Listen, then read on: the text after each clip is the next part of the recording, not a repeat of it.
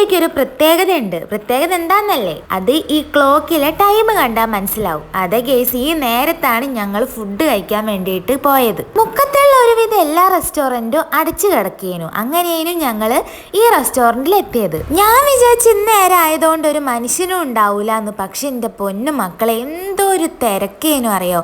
ഞങ്ങളൊരു 10-15 minute wait ചെയ്തിട്ടാണ് ഞങ്ങൾക്ക് സീറ്റ് തന്നെ കിട്ടിയത്. ഞാനപ്പം ആലോചിച്ചേ, ഇന്നേരത്ത് ഫുഡ് കഴിക്കാൻ ആൾക്കാരുണ്ടില്ലേന്ന്.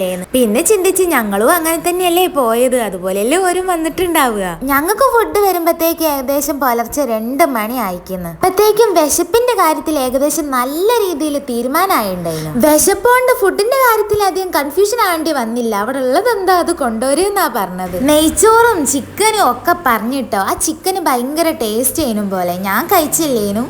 ഞാൻ റൊമാലി റൊട്ടിയും ഒരു വെജിറ്റബിൾ കുറുമിയായിരുന്നു കഴിച്ചിട്ടുണ്ടായിരുന്നത്. പിന്നെ ഏട്ടൻ ബട്ടർ നാനൊക്കെ വാങ്ങിയിട്ടുണ്ടായിരുന്നു, അതും ഞാൻ കഴിച്ചു. പിന്നെ പൊറാട്ട, നെയ്ച്ചോറ്, അങ്ങനത്തെ ഒക്കെ സാധനങ്ങൾ എല്ലാം കൂടെ വാരി തിന്ന് വയറ് വിശപ്പ് അടക്കിയപ്പോഴാണ് സമാധാനമായത്. അല്ലെങ്കിലും നല്ല വിശപ്പുള്ളപ്പോൾ പച്ചച്ചോറ് വാരി തിന്നാലും ഭയങ്കര സ്വാദാലേ. എന്തായാലും ഞങ്ങളെ വയറ് നിറഞ്ഞപ്പോഴാണ് ഞങ്ങൾക്ക് സമാധാനമായത്.